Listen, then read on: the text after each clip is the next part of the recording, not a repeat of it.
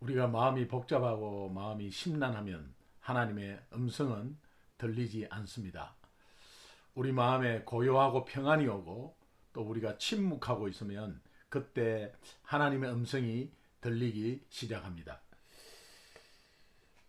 고든 맥도날드 목사님이 내면 세계의 질서와 영적 성장이라는 책에서 이렇게 말씀합니다. 내면의 정원을 가꾸려면 고독의 시간이 꼭 필요한데 그런 시간을 갖지 못하게 방해하는 소음의 무서운 음모를 잘 아는 사람은 별로 없다. 하나님을 대적하는 사탄은 우리의 삶의 매 순간을 문명의 소음으로 뒤덮으려 음모를 꾸미고 있다. 그런 소음은 그냥 방치되면 하나님의 음성을 압도하기 십상이다. 하나님과 동행하는 사람은 하나님이 보통 큰 소리로 말씀하지 않으신다는 것을 잘 알고 있다. 이렇게 말씀하고 있습니다.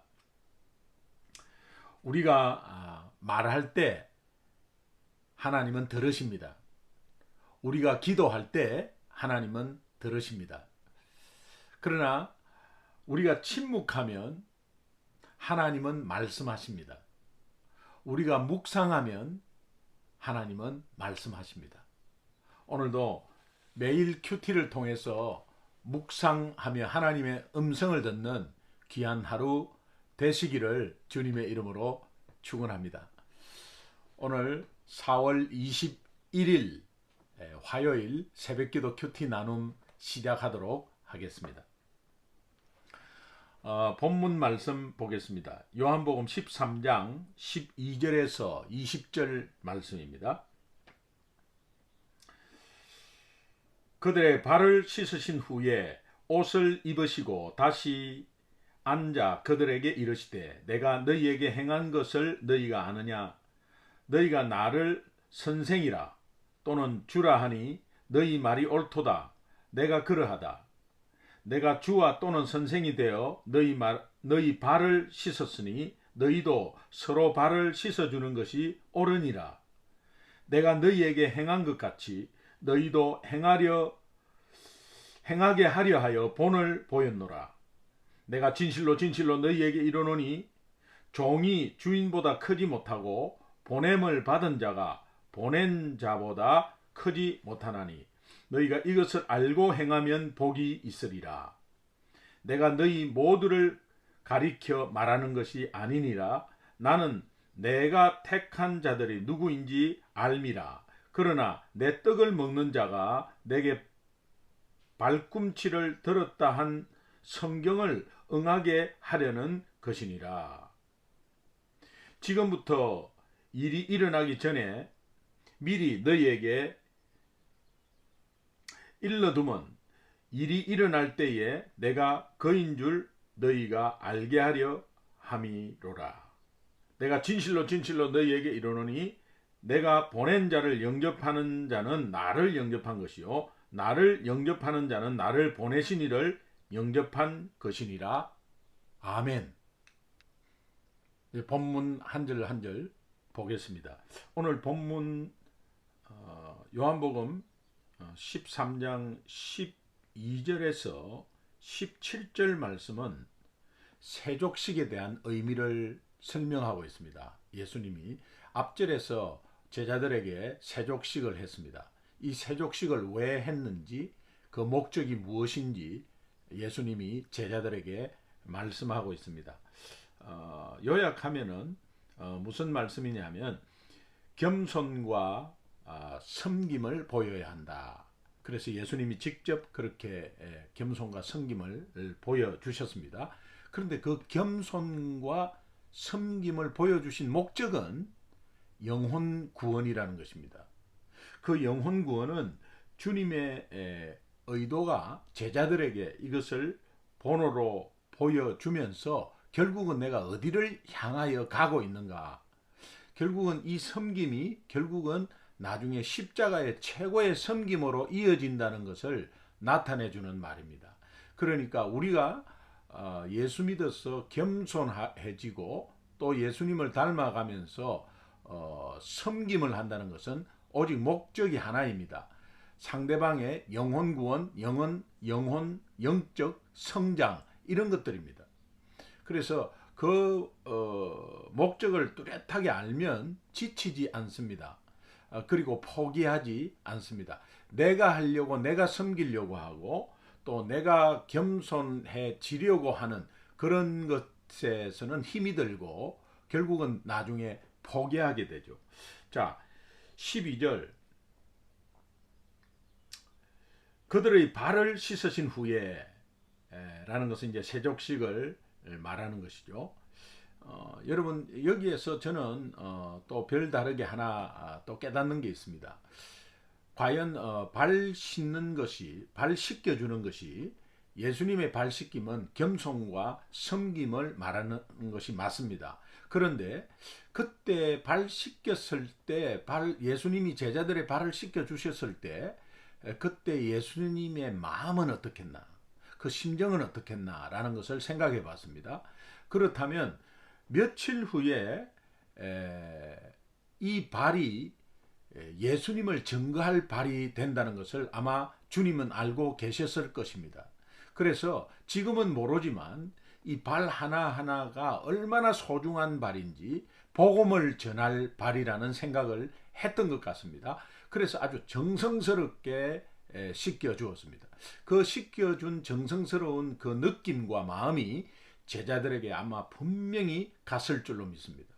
주님은 한 발 한 발 이 나를 증거할 발이고 앞으로 복음을 증거할 발이라는 이 소중함을 가지고 아마 시켰던 것 같습니다. 그래서 복음 전파의 발의 소중함을 느끼는 것, 이 결국은 우리가 섬기고 또 겸손하고 하는 것들이 결국은 복음 전파로 가는 그런 길로 나타내는 것이죠. 그래서 제가 하나 더 느낀 것은 이때 발 씻겼을 때 예수님의 마음, 이 마음이 그 발이 귀한 것이죠. 이 복음 전할 발이라는 것을 아마 생각하고 씻겼던 것 같습니다. 12절에 옷을 입으시고 다시 앉아 그들에게 이르시되 내가 너희에게 행한 것을 너희가 아느냐. 지금 모르고 있는 것입니다. 너희가 아느냐. 너희가 나를 선생이라 또는 주라 하니 너희 말이 맞다. 옳도다. 내가 그러하다.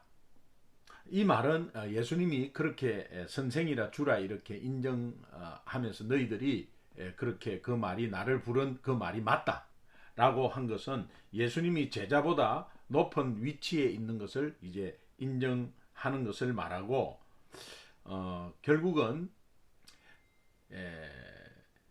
이제 내가 주와 선생이 되어 너희 발을 씻었으니 너희도 서로 발을 씻어주는 것이 옳으니라. 자신을 낮추고 섬기는 일이 앞으로 제자들이 해야 될 일인데 이것을 이제 인정을 하시면서 주와 선생이 되었다. 나는 너희들보다 위치가 높다. 그러나 이제 내가 너희들에게 이것을 보여줬으니 이제 너희도 서로 발을 씻어주는 것이 옳으니라 이렇게 말씀하고 있습니다. 여기서 옳으니라가 굉장히 핵심적인 단어입니다. 오페일로라는 단어인데 이 원뜻을 보면은 빚을 지고 있다, 의무를 다하다, 이제 그런 뜻입니다. 서로 발을 씻어주는 것이 마땅히 반드시 지켜야 할 의무이다. 빚을 갚는 것이다. 빚을 지고 있기 때문에 갚는 것이다. 이제 그렇게 말을 하는 것입니다. 우리가 주께 받은 사랑의 빚이 있지 않습니까? 그 빚을 오히려 갚고 너희들이 발을 씻김을 받았으니까 서로 발을 씻겨주는 것은 빚을 갚는 것이다. 이제 그런 의미에서 반드시 그 빚을 의무를 갚아야 된다라는 의미가 여기에 들어가 있습니다. 그래서 옳으니라라는 이 오페일로라는 이 단어에서 꼭 해야 된다. 이제 그런 의미를 말씀하고 있습니다. 내가 너희에게 발을 씻어 주었으니 너희도 서로 그렇게 발을 씻어주는 것이 옳으니라 라고 하면서 그 이유에 대해서 또 설명하십니다. 그래서 15절에 보면 내가 너희에게 행한 것 같이 라고 하는데, 원문을 보면 왜냐하면이라는 게 빠져 있습니다. 이 해석에 빠져 있습니다. 원문에 가르라는 말이 들어가 있습니다. 그것은 왜냐하면 이유에 대해서, 14절의 이유에 대해서 말하는데, 내가 너희에게 행한 것 같이 너희도 행하게 하려 하여 본을 보였느라. 이 본은 아래로부터 보여주는 것, 아주 근본을 보여주는 것이라는 것을 말하고 있습니다. 16절에 내가 진실로 진실로 너희에게 이르노니 종이 주인보다 크지 못하고 보냄을 받은 자가 보낸 자보다 크지 못하나니, 이 비유를 이제 하나 되는데, 종과 주인, 보냄을 받은 자, 보낸 자, 이렇게 비유를 하고 있습니다. 여기에서 종과 보냄을 받은 자는 제자들을 말합니다. 그리고 주인과 보낸 자는 예수님을 말합니다. 그렇게 당연히 이 설명대로 크지 못하고 크고 하는 것들이 주인이 당연히 크고 종보다, 또 보낸 자가 보냄을 받은 자보다 큽니다. 그래서 이 설명을 하고 너희가 이것을 알고 행하면 복이 있으리라, 이렇게 예수님이 말씀합니다. 아직까지 예수님의 제자들이 이 사실을 몰랐던 것 같습니다. 몰랐으니까 너희들이 이것을 알고, 이제부터 알고 행하면 복이 있으리라, 이렇게 말씀하고 있습니다. 여러분, 오늘도 우리가 예수님의 그 제자들의 발 씻기는 것, 이런 것들을 예수님을 행동을 보면서, 또 예수님이 내가 씻겼던 것 같이 너희도 서로 이렇게 발을 씻겨라 하는 의미를 우리가 잘 알고 있어야 합니다. 이것을 알고 행하면 복이 있다고 했습니다. 여러분, 이것이 어떤 의미인지 오늘 우리가 조금 더 또 구체적으로 묵상해 봤으면 좋겠습니다. 그리고 이제 18절에서 20절은 유다의 배신을 예언하는 그런 말이 되겠습니다. 18절에 내가 너희 모두를 가리켜 말하는 것이 아니니라. 나는 내가 택한 자들이 누구인지를 알미라. 그러나 내 떡을 먹는 자가 내게 발꿈치를 들었다 한 성경을 응하게 하려는 것이니라. 이 말이 무슨 말이냐면은, 내가 너희 모두를 가르쳐 말하는 것이, 제자들 12제자들에게 다 말하는 것이 아니다. 그러나 가론 유다가 이제 그게 예외가 되는데, 나는 내가 택한 자들이 누구인지 알미라. 11명은 택했는데 가론 유다 1명은 택하지 않았다, 이제 이런 뜻으로 지금 말하시는 것입니다. 그러나 내 떡을 먹는 자가, 이 떡을 먹는 자, 이렇게 비유를 합니다. 유다는 예수님이 택한 자가 아님을 의미했습니다. 이 말씀에 의미합니다. 그래서 택한 자의 이 단어를 보면 에클레고마이, 택하다, 에클레고마이라는 이 택하다는 이 의미는 가장 좋은 것을 골라내다, 가장 좋은 것을 골라내다, 이런 의미입니다. 그러니까 택한 자라면 하나님이 보시기에 가장 좋은 것을 골라내었다, 이런 뜻입니다. 세상이 보는 좋은 것이 아닙니다.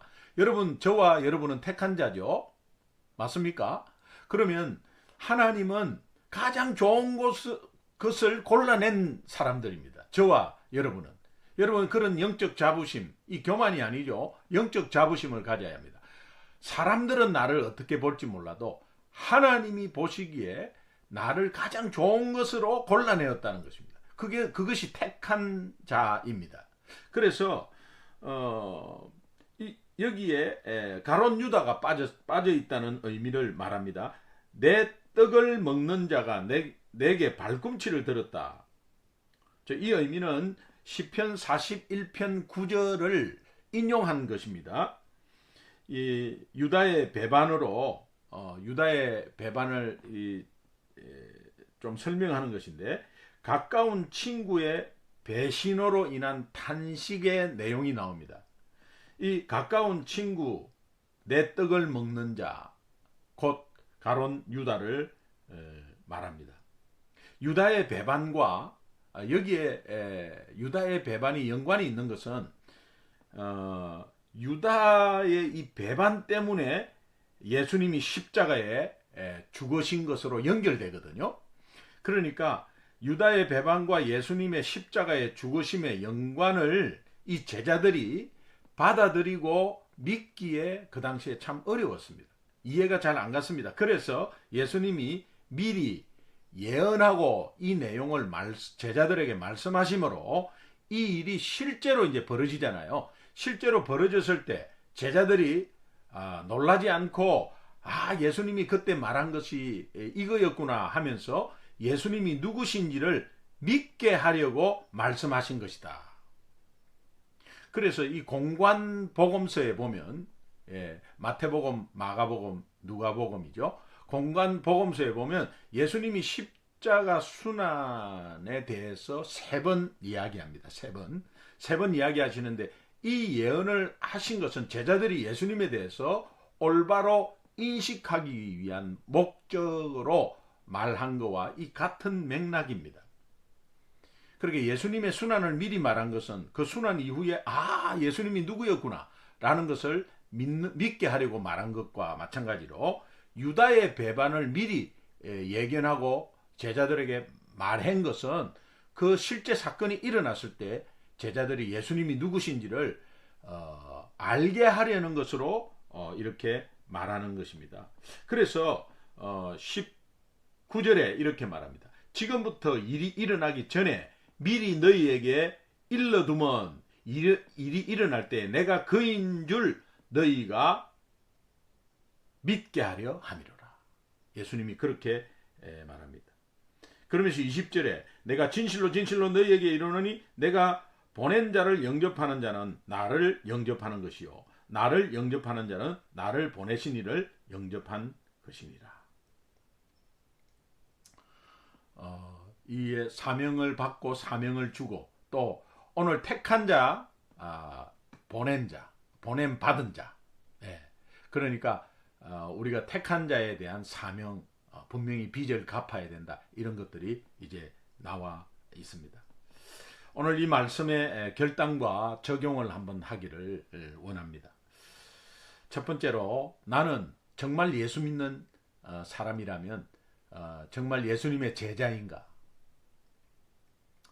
예수님의 제자라고 확신하신다면 여러분 감사와 기쁨이 넘치시기를 바랍니다. 그러나 나는 가롯 유다는 아닌가? 혹시 정말 그렇다면 큰일 나죠. 그런데 가롯 유다는 아닌가? 오늘 하루 어제 하루도 가롯 유다가 된 것은 아닌가? 이런 것들을 한번 생각하면서 혹시 그런 마음이 든다면 주님 앞에 회개하셔야 합니다. 내가 가롯 유다인가? 아니면은 제자인가? 제자인가 팬인가? 라는 거 말씀 들어보셨죠? 그냥 무리같이 따라가고 또 예수님 좋은 것만 자꾸 바라고 이런 것들 상황에서 내가 내 유익만을 위한 예수님을 믿는 것인가?